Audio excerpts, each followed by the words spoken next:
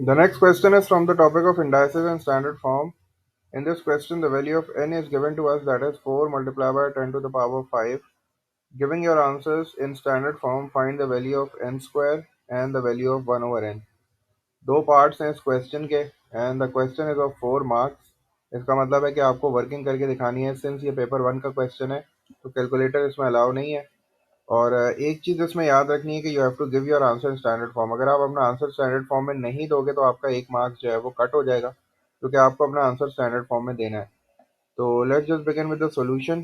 सबसे पहले मैंने जो है वो एन स्क्वायर फाइंड आउट करना है, तो इसका मतलब है कि मैं एन की वैल्यू लिखूंगा। चूंकि एन की वैल्यू में मेरे पास जो है वो 4 multiply by 10 to the power 5 है, इसलिए ब्रैकेट यूज़ करना जो है वो ज़्यादा बेहतर है। तो ब्रैकेट के अंदर मैंने जो है वो 4 multiply by 10 to the power 5 लिखा। और चूंकि मुझे एन स्क्वायर की वैल्यू चाहिए तो मैंने ब्रैकेट क्लोज करके स्क्वायर एक बाहर लगा दिया। अब इसका मतलब ये कि ये जो स्क्वायर है ये 4 पर भी है, ठीक है। तो अगर मैं एक स्टेप और अगर करना चाहूँ तो इसका मतलब है कि जब ये स्क्वायर मैं डिस्ट्रीब्यूट करूँगा, जब मैं ब्रैकेट हटाऊँगा, तो इसका मतलब है ये स्क्वायर जो है ये 4 पर भी आएगा इस तरह। और ये स्क्वायर जो है वो मेरे पास 10 टू द पावर 5 पर भी आएगा, ठीक है। 10 टू द पावर 5 का मतलब ये हो जाएगा कि 5 पे डबल पावर आ गई। एक तो 5 उस पर पहले से है और फिर ब्रैकेट के बाहर स्क्वायर भी है, तो इसका मतलब है यहाँ मुझे इंडाइसिस का रूल यूज़ करना पड़ेगा। 4 स्क्वायर मुझे पता है 16 होता है। 4 स्क्वायर है 16, 16 मल्टीप्लाई बाय डबल पावर का मतलब है पावर्स मल्टीप्लाई हो जाएंगी, तो 5 टू द 10 हो जाएगा, तो 16 multiply by 10 to the power 10 हो जाएगा। This is not the final answer, क्योंकि ये स्टैंडर्ड फॉर्म में नहीं है। स्टैंडर्ड फॉर्म में आपका जो नंबर होता है ये 10 से छोटा होना चाहिए, 1 से बड़ा और 10 से छोटा होना चाहिए। तो इसका मतलब है ये डेसिमल जो है मुझे शिफ्ट करना पड़ेगा। अभी मेरा डेसिमल इधर है, तो I have to shift this decimal on this side. तो मुझे एक जो है वो इधर जाना पड़ेगा। इसका मतलब है जो मेरा फाइनल आंसर आ जाएगा that will be equals to 1.6 multiply by 10 to the power 11 हो जाएगा। मेरी पावर जो है वो एक बढ़ जाएगी। पहले 10 थी ओरिजिनल पावर, उसके बाद 11 हो जाएगी, क्योंकि मैंने डेसिमल को अपना एक प्लेस शिफ्ट किया है।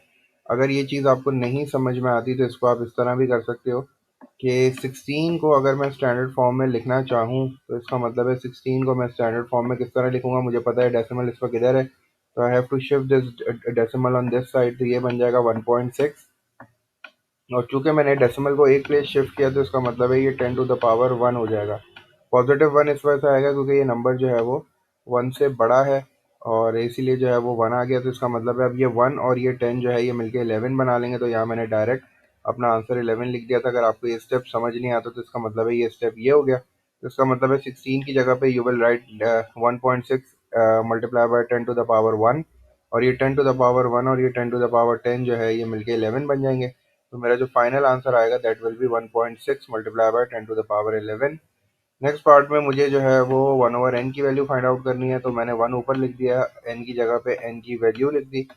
और एन की वैल्यू मेरे पास है 4 multiply by 10 to the power 5। अब ये जो पॉजिटिव पावर है इसको मैं शिफ्ट कर देता हूँ, ये ऊपर चला जाएगा। लेकिन ये 1/4 जो है ये एग्जैक्टली बिल्कुल ऐसे ही रहेगा। इसको मैं जो है वो ऊपर नहीं लेके जा सकता, इसको मुझे डिवाइड करके दिखाना पड़ेगा। ये पॉजिटिव पावर जब ऊपर जाएगी न्यूमरेटर में तो ये नेगेटिव बन जाएगी। और जब मैं 1 को 4 से डिवाइड करूंगा तो मुझे पता है मेरे पास जो आंसर आएगा दैट विल बी 0.25।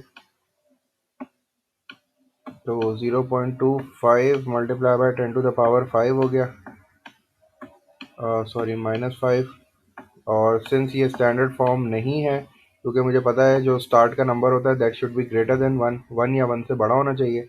तो इसका मतलब है कि मुझे एक डेसिमल इस साइड पे शिफ्ट करना पड़ेगा। जब मैं इस साइड पे शिफ्ट करूंगा तो मेरे पास ये 2.5 बन जाएगा, और 2.5 10 की पावर -1 हो जाएगा, ठीक है। और ऑलरेडी -5 वहाँ पहले से था, तो इसका मतलब है जो मेरा फाइनल आंसर आ जाएगा that will be equals to 2.5 multiply by 10 to the power -6 है। ये स्टैंडर्ड फॉर्म में देना है।